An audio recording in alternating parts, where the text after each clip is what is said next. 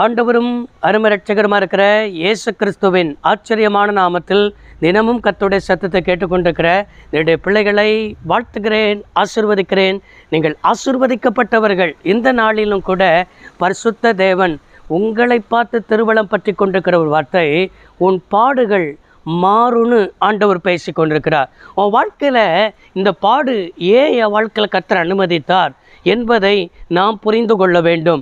நீங்கள் நினைக்கிறீங்க, என் வாழ்க்கையில் தான் இந்த பாடு, என் வாழ்க்கையில் தான் இந்த பிரச்சனை, இந்த பாடுகள் என்னைக்கு மாறும் அப்படி சொல்லி நமக்குள்ளே பல கேள்விகளோடு எதிர்பார்ப்போடு வாழ்ந்து கொண்டிருக்கிற சகோதரனே, சகோதரியே, இந்த பாடை எதற்கு கர்த்தர் அனுமதித்தார் என்பதை நாம் புரிந்து கொள்ள வேண்டும். 1 பேதுரு 5ஆம் அதிகாரம் 10வது வசனத்தில், கொஞ்ச காலம் பாட அனுபவிக்கிற உங்களை சீர்படுத்தி, சிறப்படுத்தி, பலப்படுத்தி நிலைநிறுத்துவாராக என்று சொல்லி ஆவியானவர் பேதுருவை கொண்டு என்ன செய்திருக்கிறார், எழுதியிருக்கிறார். இந்த பாடு என்பது நம்முடைய வாழ்க்கையில் கொஞ்ச காலம் என்பதை புரிந்து கொள்ளணும். ஏன் ஆண்டவர் நம்முடைய வாழ்க்கையில் இந்த கொஞ்ச கால பாடுகளை அனுபவிக்கிறார், அதாவது அனுமதிக்கிறார் என்று சொன்னால் நன்றாய் விளங்கி கொள்ளணும்.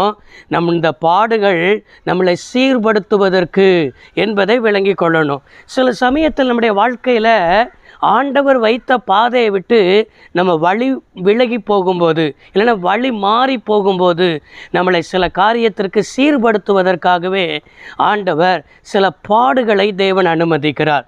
அது பழைய ஏற்பாட்டு பரிசுத்தவான்களாக இருந்தாலும் சரி, புதிய ஏற்பாட்டு பரிசுத்தவான்களாக இருந்தாலும் சரி, கிறிஸ்தவ வாழ்க்கை என்பது பாடு இல்லாதபடிக்கு கிறிஸ்தவ வாழ்க்கையே இல்லை.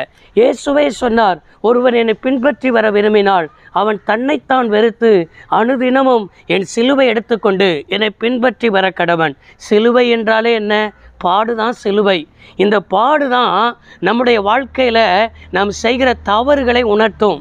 நாம் எந்த வழியில் தவறி இருக்கிறோம், எந்த வழியில் இன்னும் சீர் செய்ய வேண்டியது இருக்கிறது என்பதை இந்த பாடுகள் தான் நம்மளை சீர்படுத்தும்.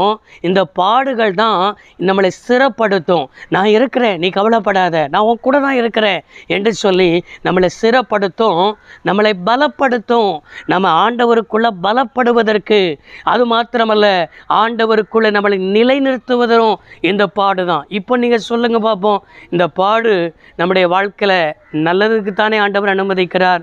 இந்த பாடுகள் வழியாக தேவன் நம்மளை நடத்துகிறார் என்றால் உண்மையிலே மனம் திறந்து சொல்லுங்க, இந்த பாடுகளை நான் அனுமதித்தீரே, அதற்காக சோத்திரம்.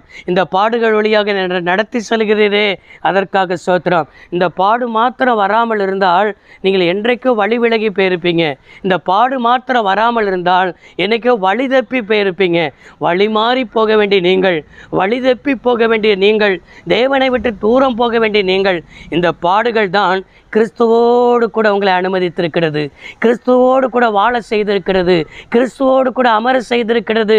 இன்றைக்கு அவருடைய பாதையில் நிலைநிறுத்துவதே இந்த பாடுதான். எனவே இந்த பாடுகளுக்காக சோத்திரம், என்னை நடத்தி வருவதற்காக சோத்திரம், நீர் என்னை நிலைநிறுத்தி இருக்கிறதுக்காக சோத்திரம் என்று சோத்திரம் பண்ணி பாருங்கள்.